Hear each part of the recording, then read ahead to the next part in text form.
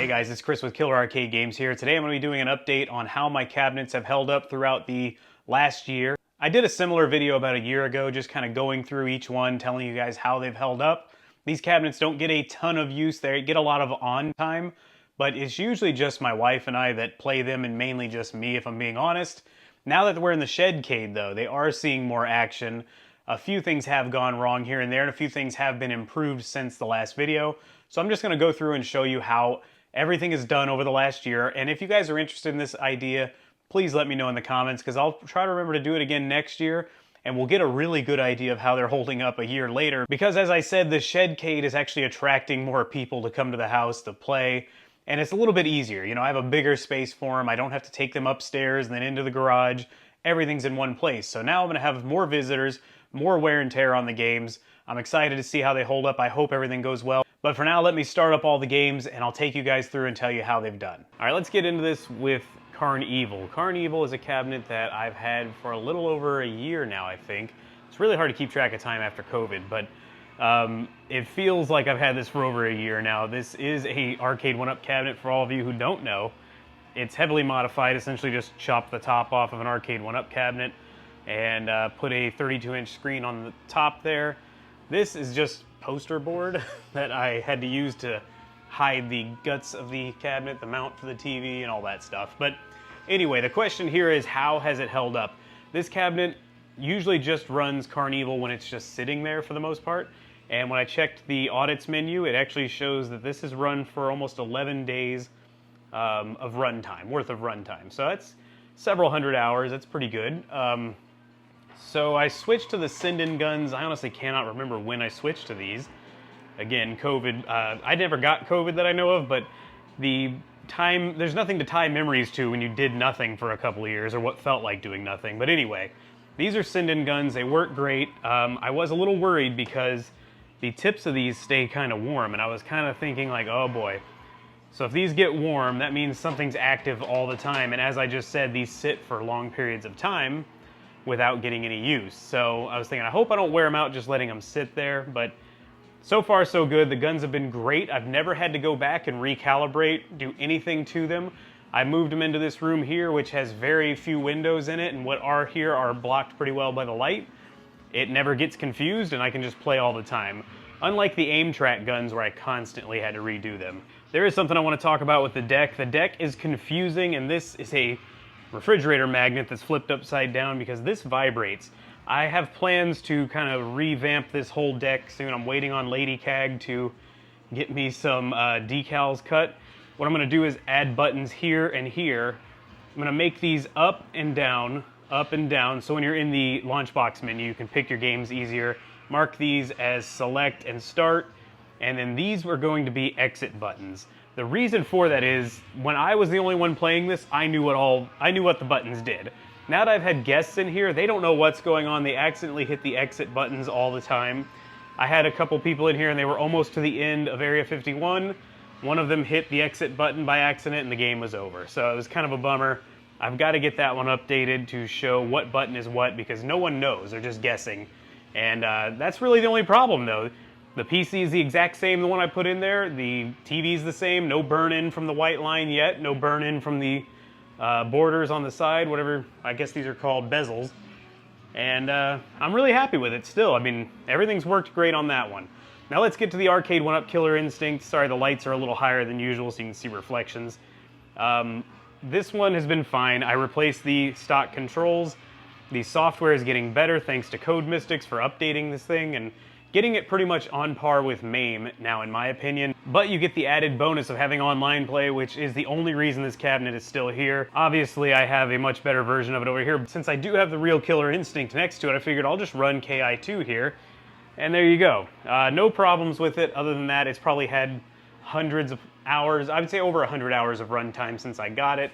I did replace the marquee. Someone was kind enough to send me this, an extra one they had. The only problem was they didn't have a screw for this side, but little sticky tape, and it seemed to work well. No problems so far. Let's move over to this bad boy. This guy I've had since only the beginning of this year. I got it in early January this year. My God, this is the game I've always wanted. You guys know that if you watch the channel.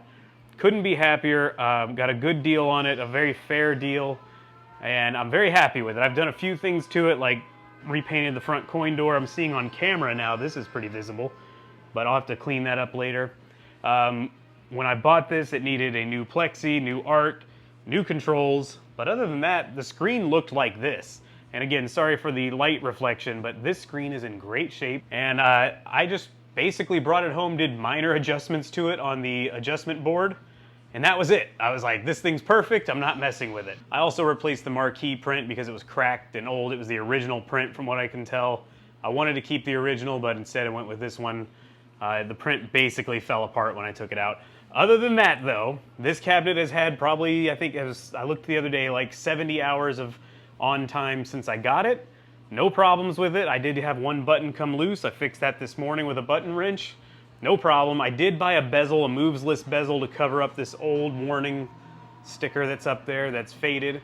I just haven't got it on yet. We're gonna do that soon. And one other thing I did, which it's very dark down here, I don't like leaving this on free play, and I didn't want to be putting quarters in all the time. The acceptors actually work pretty well, but I just didn't want to have, I don't have there's actually no key down here, and this is kind of stuck shut. It's very hard to open. So I just cut a piece of wood out, took out this panel that was here. This is, I think, for, I don't know, is this for the bill acceptor? I can't remember, but I just took the panel off, didn't have to cut anything, and used the existing mounting holes and just stuck a piece of wood there with a button, and now you just press it and it'll give you credits.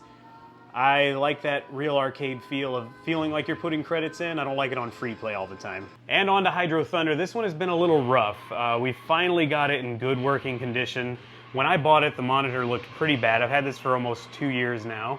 I guess a year and 6-7 months. Probably a year and 8 months. But anyway, this thing was not in great condition as far as the monitor goes. It was always bad. It basically needed a new flyback. Put a new flyback in from eBay. The flyback was terrible and it burned out as soon as I basically got it in the shed. I knew it was going to do it. Actually, that's not true. We put a new flyback in here from eBay when it was still in the garage. I played it for approximately an hour and a half or so, and I was playing Killer Instinct with it on. I start smelling smoke, look over, and the screen was out. The flyback basically swelled up inside and burst, whatever you want to say. I don't know. It was a piece of crap. Contacted the eBay seller. He's like, I'll send you another one. Got another one. We put it in. I knew not to run it very often. Sure enough, as soon as we moved it in here, the first night we had people over, the monitor went out and we smelled smoke. But now we've got a good flyback from Arcade Parts and Repair. At least I think that's their website, but we got one of the last few good flybacks from them, apparently. I got really lucky. I looked one day a couple months ago and it was in stock, so I picked one up, and JoJo from the Wicked Arcade installed it, but we had more problems. Let me flip the camera around and tell you more. So we got the new flyback in, the good flyback, but we were still having some issues. Mainly, we would see a lot of image bloom, and if you don't know what that means, I'm going to show you a video of it while I'm talking. Basically, when the screen went white or there was a lot of bright colors on the screen, the image would wiggle around, it would squish up together and almost jello back out. And also, if we put the voltmeter on the B+ connection to see how much voltage it was using or how it was holding voltage, it was actually dropping tremendously on white screens. But we really didn't know exactly what was causing it, so we contacted Mike's Amateur Arcade Monitor Repair. I think that's his YouTube channel. Or as you may know him, your MK Arcade Source. Mike was very helpful, told us to swap out the voltage regulator, do a cap kit, and I think there was something else, but I forgot. So we did all that, and now we're good. The only thing I'm having still is, it's not doing it right now, but occasionally I'm finding that these little tiny lines, almost pencil thin lines, will go across the whole screen occasionally. And if I bump the cabinet in any way, if I just tap it here, tap the steering wheel, tap anywhere, it stops them for a little while and then they come back. It's not a big deal. It really doesn't affect things that much, but I was just thinking that's kind of weird. But if we can't figure it out, it's not that big a deal because it's fully playable. The monitor looks beautiful. It almost looks as good as this Killer Instinct monitor here. And I can finally play the game again, which is great. You may notice the lights are not on. That is because long ago when I had the cabinet, a wire got pinched in the throttle line and it kind of squished the wires and it caused a short, which blew the fuse. I have to decide if I either want to rewire the throttle at some point or just buy a new wiring harness and just replace that wire. Personally, I'm not itching to do that because it really doesn't affect the gameplay. These lights just flash and show which view you're on, and I don't care that much. I'm kind of the mind right now, if it's not broken, let's not fix it. And sure, it is broken a little bit, but it's not affecting gameplay, so I might just leave it alone for a while. And now let's move on to Rush the Rock, second favorite, or one of my 2 favorite racing cabinets.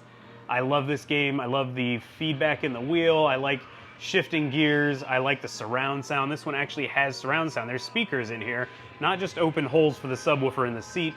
I love it. You might be able to see a line in the center of the screen. That was from a vertical collapse that happened before I got the cabinet. But we have done some work to this one too. Jojo from Wicked Arcade helped me out here also. Recapped it. I had the same issue with the same crappy flyback blowing out on, as I call it, the soft opening of the shed-cade. The flyback blew, it smoked, and that was it. So we have, Jojo was actually kind enough to give me a chassis from one of his and a neck board, and we got this thing running. It actually looks really good. With that new flyback, we got a good flyback from Arcade Parts and Repair. Everything seems to be running smoothly. I had one issue the other day where I booted it up and all the blue color was missing, and then it would come back randomly, and then it would go out randomly, and it just kind of stopped doing that. I don't know what happened. Maybe it was having a rough start that day, but after that, it's been fine, hasn't done it again. So everything's good, steering all works great, the shifter works perfectly, the pedals seem to work fine. It's an old game, it's kind of a beat up game, especially if you look down low here. But ultimately, I'm happy with it, and it works pretty well. You know, it's hard to complain about these old games having problems because they're just that, they're old. They're gonna have some problems. You're gonna have to fight to keep them running, but you can't emulate either of these very well. You can't emulate this at all. This one can emulate okay, but ultimately the real experience is to sit down inside of these, look at a CRT monitor, and really enjoy yourself. And that's what I can do, and I'm very, very grateful for that. So let's move over to the Blitz mod. This one was made years ago now, years before Arcade 1-Up announced one, and you know, honestly, I don't even want the Arcade 1-Up version. I don't like that they remove stuff from it. I don't really like a lot of what they've done to it. I prefer this side art, which I don't know for sure if this is actually accurate to the real arcade, but you know, what are you gonna do? It is what it is. I do like the deck. The deck is pretty accurate to the original layout and everything. Now I have done I don't want to say an upgrade, but I did change the ROM I run primarily on here. Normally I run Blitz 2000, but now that I can run Showtime on this computer, same computer, they just updated MAME to make it run better. I now run the Showtime Blitz 2000 combo ROM by default. Everything's been good. I was a little worried pushing the processor that hard to run NBA Showtime, and it really hasn't made a difference. I've had no computer problems. This one's run for probably, gosh, I guess by now this one's probably racked up at least 30 or 40 days worth of on time, hundreds and hundreds of hours. It's still working, no problems. Everything's been good on the deck. These are HAP controls. They're not gonna break with home use like this. No monitor issues. Can't complain here. And it's still, in my opinion, far better than what Arcade 1-Up is offering officially. So let's move on. Don't mind my corner over here, by the way, where I store camera mounts and all that, tripods. This is my third Killer Instinct cabinet in the room, my original Killer Instinct cabinet. And no, it's not running Killer Instinct. I just don't know what to do with this at the moment. This is kind of my general MAME cabinet. It's got the 6-button layout. It works for all games. Right now it's running Gauntlet Legacy. I don't think it's, or Gauntlet Legends. I don't think it's Dark Legacy. I can't remember which one I picked. But I just run that, or run different games on it now that I already have 2 Killer Instinct cabinets in here running KI. This is my oldest mod by far, 2018. This thing has been great. I have replaced the computer, but that was years ago. Since the last update I've done on all my cabinets, nothing has had to be done to this. It's been great, no problems whatsoever. And it's just a good general emulation cabinet. I have to admit I'm getting kind of tired of having 3 KIs in here. Ideally, I'd like to get maybe a dead KI2 cabinet, put all the guts of this into a KI2 cabinet with a CRT, but we'll get to that eventually. And here we have Mortal Kombat. This is the official Arcade 1-Up cabinet, unmodified in any way. Still has the junk controls that come with Arcade 1-Ups with a top screw off. I do love what they've done with the cabinet. I'll give them that. I really like the shape of the cabinet. They've done a really good job, but as you can see from this angle, the monitor is pretty awful. It looks a lot better if you're dead on or on the left side of it for some reason. Overall, I like it. I like it for the online play, but I don't see myself keeping it a whole heck of a lot longer. I don't even really play it anymore, so once I need space, this one's gonna have to go. I'm sorry, Mortal Kombat. I haven't even had it a year, so I can't really speak to how well it's done this year, but it's still there. No problems so far. And let's move down here to the MK2 cabinet. This was my second mod.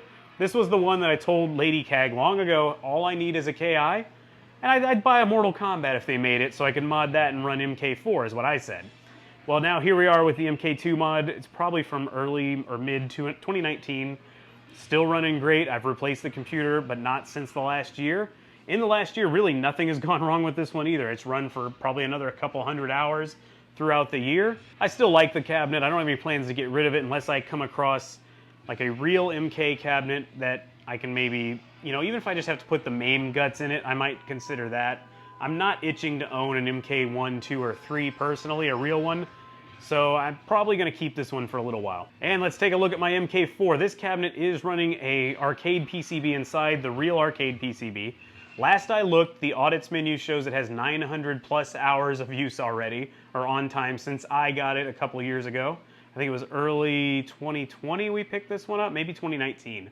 I honestly can't remember anymore. But the last year, the last update video I did on these, this guy did have the converter board that converts the arcade video signal to an LCD or HDMI output. That did go bad, and I did replace that. I think that was on the last year's update video. Ever since then, no problems. I had issues with that board before, but this one is not giving me any issues. It's been great. The controls, of course, are perfect. I never changed these. These came with the cabinet when I bought it from Daniel, and they're fine. Of course, they're fine. They're HAP. They're not Arcade 1-Up cheap controls. They work great.